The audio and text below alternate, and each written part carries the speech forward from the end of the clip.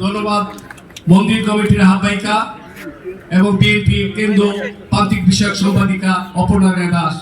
আমি শ্রদ্ধা করে এই সারা বাংলাদেশে 5ই আগস্টের পরে যে একটা অবস্থা সৃষ্টি হয়েছিল, কিছু মানুষের কৃতজ্ঞতার কথা আমি না বললে নয়।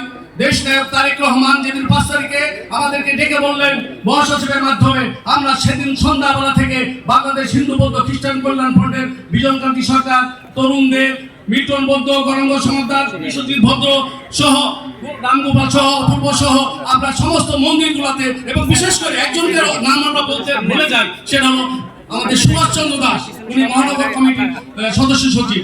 ওনার নেতৃত্বে আমরা সারা মন্দিরে, তখন কিন্তু সেই প্রেতাত্মারা মন্দির থেকে পড়ে গিয়েছিল, আমরা কিন্তু সেখানে তাদেরকে ডেকে নিয়ে এসে সমন্বয় ভাবে আমরা কিন্তু সবাইকে নিয়ে, আমার কিন্তু দল করে দল নয়, আমরা কিন্তু সবাইকে নিয়ে এসে আমরা এই কাজ করছি।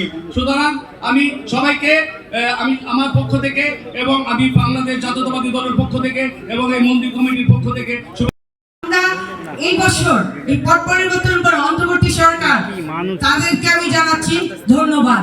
তাদের এই সরকার গঠনের পর আমাদের জনগণ স্বস্তির নিঃশ্বাস ফেলছে। নিরাপত্তায় আমাদের কোনো কমতি নেই, আমরা নিরাপত্তা পাচ্ছি, আমরা নির্দ্বিধায় নির্বিঘ্নে আমরা রাত্রে পথ চলতে পারছি।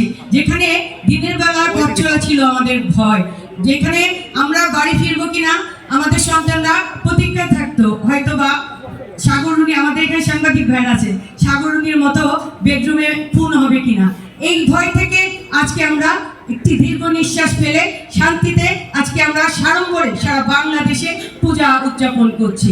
আমাদের পূজা, এবারের পূজা হবে শান্তির পূজা। এবারের পূজা হবে আমাদের একটি নতুন বাংলাদেশ, যে পট পরিবর্তনের পর সৃষ্টি হয়েছে, সেই নতুন বাংলাদেশে নতুন ভোরের আলো নিয়ে ভরে দিবে মানুষের জীবন।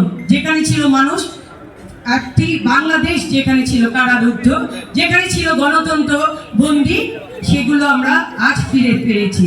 আমি ধন্যবাদ আবারও জানাচ্ছি আমার শ্রদ্ধেয় স্বরাষ্ট্র উপদেষ্টা মহোদয়কে।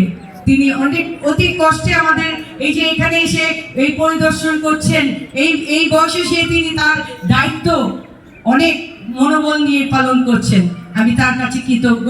সবাইকে আমি মন্দির পক্ষ থেকে, আমাদের সাংবাদিক ভাইরা যারা এখানে উপস্থিত আছেন, সবাইকে জানাচ্ছি অসংখ্য অসংখ্য ধন্যবাদ। শুভ শারদীয় দুর্গোৎসব।